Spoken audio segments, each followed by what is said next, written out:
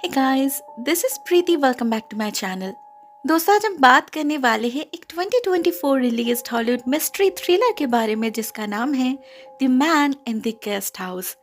इस कहानी की शुरुआत होती है एक मैरिड कपल एशली और ब्रैंडन को दिखाते हुए जो एक पॉश रेस्टोरेंट में गए थे अपना 10th एनिवर्सरी सेलिब्रेट करने। अब वो लोग डिनर एंजॉय तो कर रहे थे, लेकिन उनके बातों से हमें पता चलता है कि वो लोग एक्चुअली ऐसे सिचुएशन में है नहीं कि इस तरह के किसी फैंसी डेट को अफोर्ड कर सके। पिछले कुछ दिनों से ये कपल फाइनेंशियल क्राइसिस से जो गुजर रहा है, मेनली जब से एशली ने अपना जॉब छोड़ा है तब से उनकी दिक्कतें बढ़ चुकी है। ब्रैंडन एक फिटनेस कोच है और वो अपने तरफ से कोशिश कर रहा है, बट स्टिल सब कुछ पहले की तरह स्मूथ नहीं रहा। ऐसे में एशली ब्रैंडन को एक प्रपोजल देती है कि क्यों ना वो लोग अपने घर के बैक साइड में जो गेस्ट हाउस है उसे रेंट पर दे दे। वो एक कम्प्लीटली सेपरेट यूनिट है तो उन्हें कोई प्रॉब्लम नहीं होगी, ऊपर से कुछ एक्स्ट्रा इनकम भी हो जाएगा। एक्चुअली वो लोग इस बात पर पहले भी डिस्कस कर चुके थे, लेकिन ब्रैंडन कभी राजी नहीं हुआ। अपने प्रॉपर्टी में किसी अननोन पर्सन को अलाउ करने का मतलब है अपने प्राइवेसी को कंप्रोमाइज करना। वो इस आइडिया से कंफर्टेबल नहीं था बिल्कुल भी। लेकिन एशली उससे प्रॉमिस करती है कि जब तक उसे जॉब न मिल जाए सिर्फ तब तक ही वो लोग इसे कंटिन्यू करेंगे, उससे ज्यादा नहीं। एट लास्ट ब्रैंडन को उसके जिद के सामने हार मानना ही पड़ता है, क्योंकि सच में उन्हें पैसों की जरूरत तो थी ही। और इस बात पे खुशी खुशी जब दोनों घर लौटने ही लगे थे तभी एक और हादसा होता है। एक आदमी से मुलाकात होती है उनकी जिनका नाम था क्ले मॉरिस, और वो कभी एशली का बॉस हुआ करता था।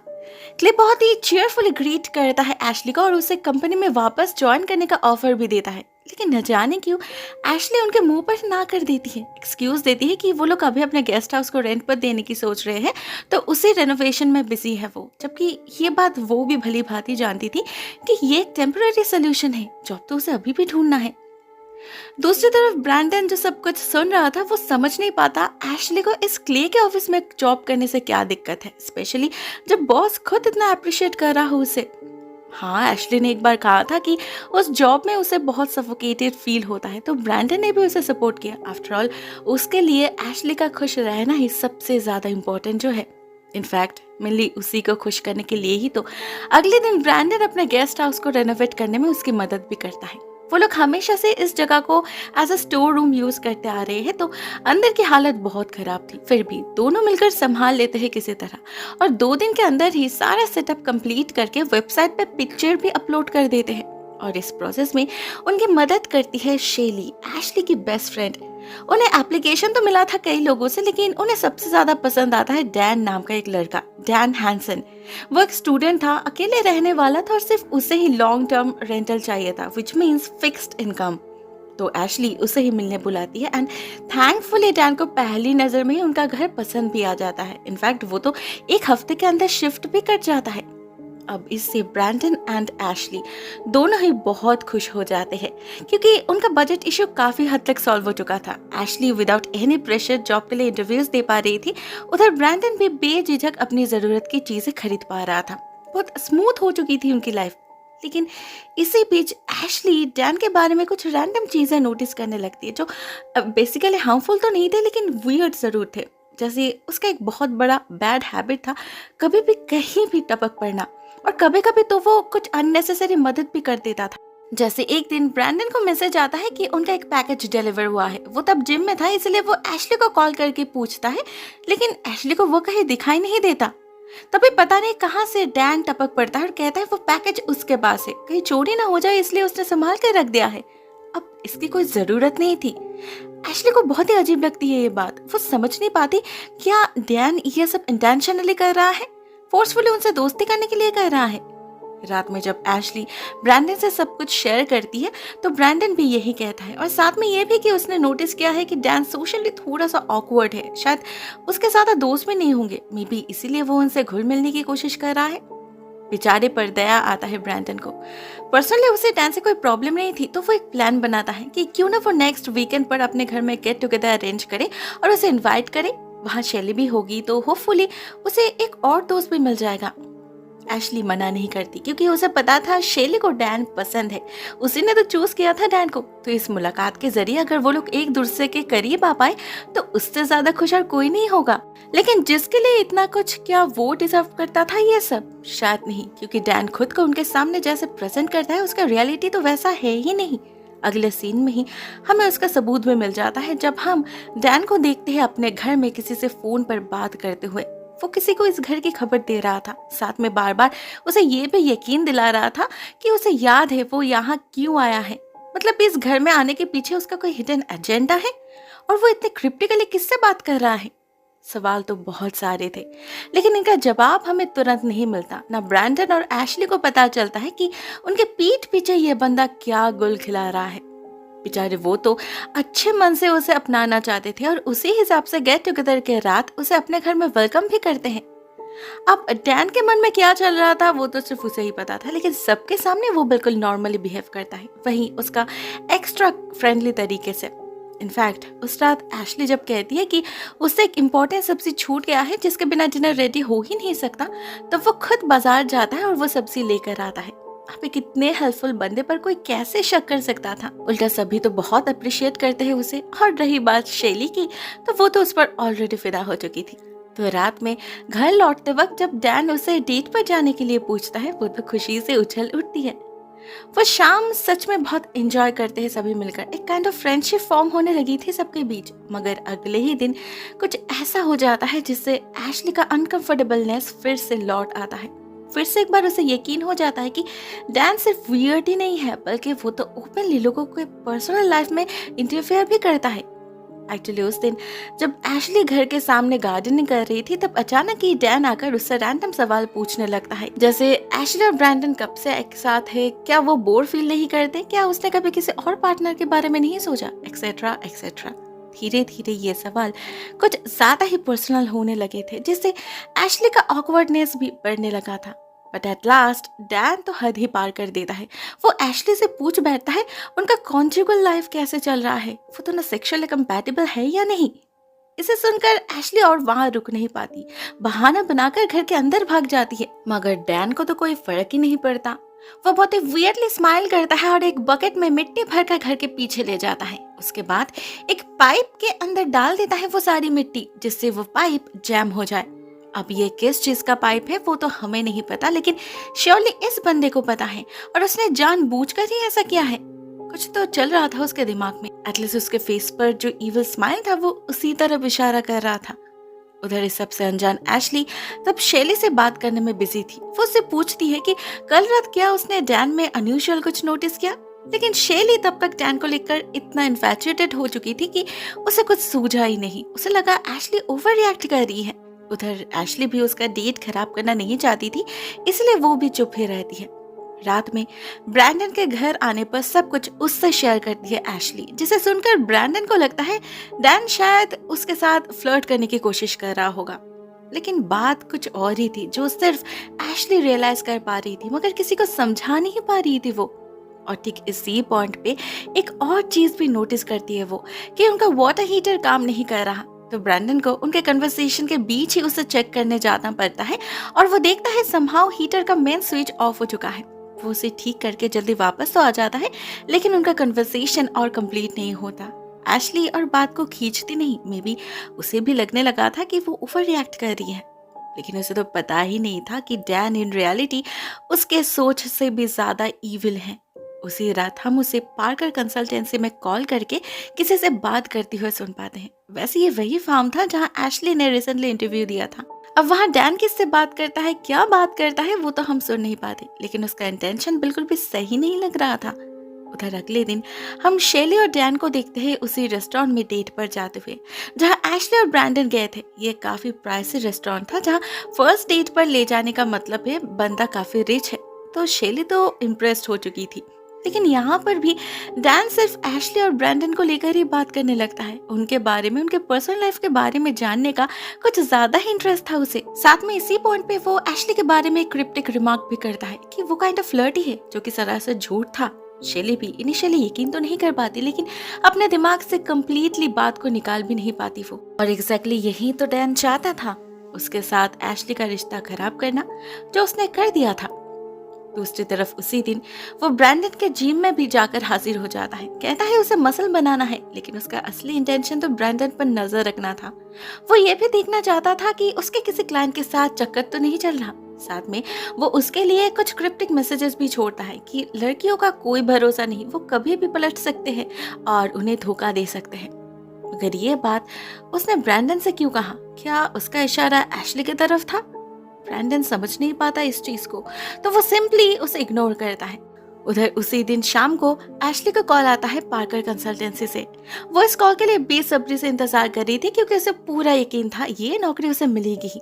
लेकिन कॉल रिसीव करने पर एक कंप्लीटली अलग एक्सपीरियंस होता है उसका। उसे ब्रूटली रिजेक्ट कर दिया जाता है विदाउट एनी एक्सप्लेनेशन। इससे उसका मूड तो खराब हो ही चुका था, ऊपर से ठीक उसी वक्त वो नोटिस करती है सीलिंग से पानी टपक रहा है। मतलब फिर से खर्च। पता नहीं उनके घर में हो क्या रहा था, एक के बाद एक चीज खराब होती ही जा रही थी। ऊपर से उसी रात ब्रैंडन के घर लौटने पर उसे फिर से वाटर हीटर बंद मिलता है और जब वो उसे ऑन करने जाता है तो वहां उसे मिलता है डैन, जो बहुत ही क्रीपीली बिहेव कर रहा था, ऑलमोस्ट लाइक अ स्टॉकर। उसका बॉडी लैंग्वेज ना ब्रैंडन को समझ आ रहा था ना एशली को। गॉड नोस उसे आखिर चाहिए क्या था। अगले दिन जब यही सब डिस्कस करने एशली शेली से मिलने जाती है, तब शेली उसके बातों को कोई इंपॉर्टेंस ही नहीं देती, उल्टा उस पर डैन के साथ फ्लर्ट करने का इल्जाम लगाती है। एशली को बहुत खराब लगती है ये बात और वो गुस्से में वहां से निकल जाती है। मगर घर लौटकर भी उसे शांति कहाँ मिलती है। घर में घुसते ही उसे टीवी की आवाज आने लगती है और अंदर जाने पर उसे दिखाई देता है डैन, जो सोफे पर बिल्कुल किसी स्टैचू की तरह बैठा था, एक इविल स्माइल के साथ। एशली को देखकर वो कहता है वो एक पैकेज डिलीवर करने आया था, दरवाजा खुला मिला तो वो बैठ गया मैच देखने। वो ऐसे बात कर रहा था जैसे ये बहुत ही नॉर्मल है। उसके अंदर कोई हेजिटेशन या गिल्टी फीलिंग कुछ भी नहीं दिखाई देता एशली को। वो इतना कामली बिहेव कर रहा था कि एक पॉइंट पे तो एशली को डर लगने लगता है, इसका दिमाग तो ठीक है ना। पर थैंकफुली कुछ होता नहीं। वो वैसे स्माइल करते हुए निकल जाता है और जब रात में ब्रैंडन उससे बात करने जाता है इस बारे में, तो सॉरी कहने की जगह उल्टा वो ब्रैंडन को ही लेक्चर देने लगता है कि उसे अपने परिवार को लेकर और ज्यादा प्रोटेक्टिव होना चाहिए, नहीं तो उसे बिखरने में वक्त नहीं लगेगा। एंड एट लास्ट उसके मुंह पर दरवाजा भी बंद कर देता है डैन। अब उसकी ऑडेसिटी देखकर तो चौंक उठा था ब्रैंडन, साथ में सिक्योरिटी का कंसर्न भी था। कोई भी ऐसे कैसे उनके घर में घुस सकता है। ऊपर से जब उस रात फिर से वाटर हीटर ऑन करने जाता है तभी उसे नजर आता है उनके एसी ड्रेनेज पाइप को किसी ने मिट्टी के नीचे दफन कर दिया है, जिससे डिस्चार्ज्ड वाटर निकल नहीं पा रहा और उसी लॉक्ड वाटर के कारण उनके सीलिंग से लीकेज हो रहा है। अब ये डेफिनेटली एशली का काम तो नहीं हो सकता था, वो इतनी भी बुद्धू नहीं है। फिर ग्रेजुअली उन दोनों को ये समझ आने लगा था कि ये डैन उन्हें परेशान करने के लिए ही ये सब कुछ कर रहा है, लेकिन जो उन्हें समझ नहीं आ रहा था वो था क्यों। उन लोगों ने तो उसे कोई डिस्टर्ब नहीं किया। उधर डैन भी अपनी बदमाशी बंद नहीं करता। उस रात अपने कुछ दोस्तों को बुलाकर देर रात तक पार्टी करता है। वो इतना शोर करता है कि ब्रैंडन और एशली कोई भी सो ही नहीं पाते। ऊपर से जब एशली उसे रोकने जाती है तब भी बहुत ही रूडली इंसल्ट करता है वो उसे। एशली को तो समझ ही नहीं आता आखिर वो इतनी बदतमीजी क्यों कर रहा है। साथ में तभी एक और चीज भी नोटिस करती है वो, एक औरत बहुत ही सस्पिशियस तरीके से उसे घूर रहा है और जैसे ही वो उसकी तरफ देखती है वो औरत निकल जाती है। इनफैक्ट इसी सेम औरत को वो अगले दिन भी देखती है डैन के कमरे में उसके साथ झगड़ते हुए। गॉड नोस क्या चल रहा था उनके बीच, लेकिन ये लेडी बहुत ही गुस्से में लग रही थी। एशली को तो शक होता है ये डैन कोई एंटी सोशल काम तो नहीं करता। एक्चुअली वो किसी भी एक्सक्यूज से डैन को अपने घर से बाहर निकालना चाहती थी, लेकिन उसके लिए उनके पास कोई ठोस वजह, कोई सबूत भी तो होनी चाहिए। अभी उनके डिस्कशन का मेन टॉपिक जैसे यही बन चुका था। रात दिन वो और ब्रैंडन बस यही सोचते रहते थे कि इस मुसीबत से पीछा कैसे छुड़ाया जाए। वो कर तो रहा था बहुत कुछ, बस पकड़ में नहीं आ रहा था। उन्हें बस एक बार श्योर होना था कि वो जो सोच रहे हैं वो सही है। एंड थैंकफुली वो मौका उन्हें उसी दिन मिल भी जाता है जब एशली कहती है उनका वाटर हीटर फिर से काम नहीं कर रहा। ब्रैंडन ठीक इसी चीज का इंतजार कर रहा था। वो उसी वक्त एशली को खींचकर घर के बैक साइड में ले जाता है और हीटर के मेन स्विच पैनल के पास पड़े एक कागज के टुकड़े को दिखाकर खुशी से उछलने लगता है, क्योंकि यही तो वो सबूत है। वो कहता है उसे पहले से ही शक था उनका वाटर हीटर अपने आप बंद नहीं हो रहा, कोई उसे बंद कर रहा है, इसलिए उसने इस कागज के टुकड़े को यहाँ पर चिपका कर गया था ताकि अगर किसी ने दरवाजा खोला तो वो गिर जाएगा और उन्हें पता चल जाएगा। अब ये कौन हो सकता है, वो ये दोनों ही गेस कर पा रहे थे, तो वो और देर नहीं करते, उसी वक्त जाकर डैन से इस घर को छोड़ने के बारे में बात करते। बट सरप्राइजिंगली जवाब में डैन डायरेक्टली मना कर देता है, उन्हें लीगल थ्रेट देता है और कहता है ये घर वो तभी खाली करेगा जब वो चाहेगा। अब ऐसे किसी रिस्पॉन्स की उम्मीद उन्होंने बिल्कुल भी नहीं करी थी, तो नेचुरली काफी घबरा जाते हैं दोनों। ऊपर से थोड़ा छानबीन करने पर उन्हें ये भी पता चलता है कि डैन असल में कोई एमबीए स्टूडेंट है ही नहीं, उसने झूठ कहा था उनसे। ऐसे में ब्रैंडन डिसाइड करता है कि वो लोग पुलिस के पास जाएंगे डैन के बारे में कंप्लेन करने, लेकिन वहां जाने से कोई फायदा नहीं होता क्योंकि उसने एग्जैक्टली इलीगल तो कुछ किया नहीं था, और अगर किया भी है तो उसका कोई सबूत नहीं है उनके पास। ऐसे में ब्रैंडन खुद ही सबूत इकट्ठा करने का एक प्लान बनाता है। एक हिडन कैमरा छुपा देता है वो डैन के कमरे में। सरप्राइजिंगली डैन अपने घर के अंदर जाने के कुछ मिनट के अंदर ही ढूंढ लेता है उस कैमरा को। इट्स ऑलमोस्ट लाइक उसे किसी तरह पता चल चुका था कैमरा कहाँ है, और वो इतना श्योर कैसे था वो भी उन्हें बहुत जल्द पता चल जाता है जब डैन एशली के नंबर पे एक वीडियो सेंड करता है, जिसे देखकर ब्रैंडन की तो बोलती बंद हो जाती है क्योंकि इस वीडियो में वो खुद था। ये उस वक्त का फुटेज था जब वो उस कैमरा को छुपाने डैन के घर में गया था। मतलब डैन ने पहले से ही अपने घर में सीसीटीवी कैमरास लगा कर रखा है। अब ये डेफिनेटली बहुत ही क्रीपी था, किसी भी नॉर्मल इंसान का काम नहीं हो सकता था, लेकिन इसे लेकर वो पुलिस के पास भी जा नहीं सकते थे क्योंकि इससे तो वो खुद भी फंस जाते। अब इसमें एशली सबसे ज्यादा गिल्टी फील कर रही थी क्योंकि उसे लग रहा था उसी के जिद के कारण ब्रैंडन को इतनी मुसीबत झेलनी पड़ रही है। साथ में उसे शेली को लेकर भी टेंशन होने लगा था क्योंकि उसे तो पता ही नहीं ना कि वो जिसे परफेक्ट जेंटलमैन समझ रही है वो असल में कितना बदमाश है। लेकिन 1000 बार कॉल करके भी एशली उससे बात नहीं कर पाती क्योंकि उसने एशली का नंबर ब्लॉक कर रखा था, साथ में डैन का भी। तो वो डायरेक्टली उसके घर चली जाती है उससे बात करने, लेकिन वहां भी उसे शेली का कोई नामो निशान नहीं मिलता, खाली पड़ा था उसका घर। ऐसे में एशली को सीरियसली डर लगने लगा था कि कहीं शेली किसी खतरे में तो नहीं।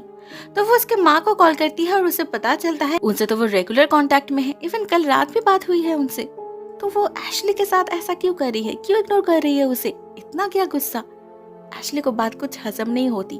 ऊपर से ब्रैंडन कुछ ऐसा कहता है जिससे उसका गुस्सा और बढ़ जाता है। वो कहता है कहीं डैन की इन सब करतूतों के पीछे शेली का हाथ तो नहीं, मतलब उसी ने डैन को सिलेक्ट किया था और एक छोटे से मुलाकात में ही दोनों इतने करीब आ गए। Isn't it little odd? Brandon को लग रहा था शेली शायद एशली से जेलस है, इसीलिए उसका ड्रीम लाइफ बर्बाद करने के लिए उसी ने डैन को प्लॉट किया है। मगर वो कितना गलत है वो उन्हें उसी दिन पता लग जाता है जब शेली खुद उनसे मिलने आती है। वो कहती है उसने डैन से ब्रेकअप कर लिया है, उसके एक्सेंट्रिक बिहेवियर से तंग आ चुकी है वो, और तो और उसी ने तो एशली और ब्रैंडन का नंबर भी ब्लॉक किया था। अब इससे उनकी दोस्ती तो नॉर्मल हो जाती है, लेकिन इससे डैन के प्लान में कोई फर्क नहीं पड़ता। इनफैक्ट वो तो ग्रेजुअली और ज्यादा डेंजरस होता जा रहा था। नेक्स्ट डे एशली को उसके नंबर से एक मैसेज मिलता है जिसमें उसके और ब्रैंडन के पर्सनल मोमेंट कैप्चर्ड थे। मतलब उसने सिर्फ गेस्ट हाउस में ही नहीं बल्कि उनके घर में भी कैमरा लगाया था। एशली उसी वक्त अपने बेडरूम में जाकर उस कैमरा को ढूंढ निकालती है और उसे डिस्ट्रॉय कर देती है, लेकिन इससे होता कुछ नहीं। उल्टा डैन उसे कॉल करके धमकी देता है कि अगर उसने इस वीडियो के बारे में किसी को भी बताया तो वो ये वीडियो पब्लिक कर देगा। इससे एशली बहुत ज्यादा टेंशन में पड़ जाती है। अपने घर में भी सेफ फील नहीं कर रही थी वो, तो वो सबसे पहले अपने घर के लॉक्स चेंज करती है और फिर ढूंढने लगती है कहीं और कोई कैमरा छुपा है या नहीं।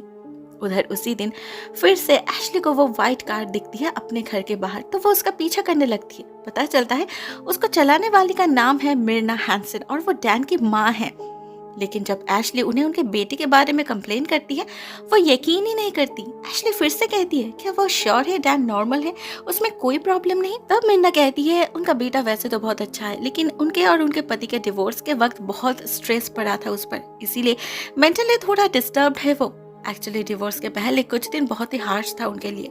उनका प्यारा सा परिवार टूट चुका था। उनके पति किसी और लड़की के चक्कर में उन्हें इग्नोर करने लगा था, झूठ कहने लगा था उनके मुंह पर, इवन अपने बेटे को भी समय नहीं देता था वो। उनकी जिंदगी नरक बन चुकी थी, तो उसका कुछ इफेक्ट तो रहेगा ही ना। मीना उस लड़की को कभी माफ नहीं करेगी, बदला लेके रहेगी उससे। जिस नरक की आग में उन्हें तबाह होना पड़ा था उसे भी उसी आग में जलना पड़ेगा। एशली उसके बातों को समझ तो रही थी, लेकिन उन्हें कंसोल करने का सही वर्ड उसके डिक्शनरी में नहीं था। वो कुछ भी कहे मीना बहुत ही अजीब तरीके से हंसने लगी थी। और वैसे भी एशली को तो ये समझ नहीं आ रहा था वो उसे ये सब क्यों सुना रही है, उसके साथ इन सब का क्या ताल्लुक। इसका जवाब मिर्ना नहीं देती, डायरेक्टली उसे वहां से जाने के लिए कह देती है। उधर घर लौट के एशली सब कुछ शैली से डिस्कस करती है और बार बार बस यही कहने लगती है कि मे बी ये उसका कर्मा है, ब्रैंडन से झूठ बोलने का नतीजा भुगतना पड़ रहा है उसे। अब वो किस बारे में बात कर रही थी वो तो हमें नहीं पता, लेकिन शैली उसे कंसोल करती है ये कहकर कि उसने वो किया है जो उस समय उनके शादी को बचाने के लिए जरूरी था, उसे लेकर डिपेंड करने का कोई फायदा नहीं। दूसरी तरफ जब ब्रैंडन को इस वीडियो के बारे में पता चलता है तब तो वो आग बबूला हो जाता है, तभी भागता है वो डैन को कन्फ्रंट करने, लेकिन 1000 बार नॉक करके भी वो दरवाजा नहीं खोलता और ना ब्रैंडन मास्टर की से घर के अंदर घुस पाता है क्योंकि डैन ने उसका लॉक भी चेंज कर दिया था। मजबूरन उन्हें दरवाजा तोड़कर अंदर घुसना पड़ता है और घुसते ही एक नास्टी स्मेल हिट करता है। उन्हें पता चलता है यहाँ तो एक डेड स्कंक पड़ा हुआ है, उसी से आ रही है ये बदबू। और डैन, उसका कोई नामो निशान नहीं था घर के अंदर, उसके सामान भी गायब थे, जिसका मतलब शायद उसने ये जगह छोड़ दिया है।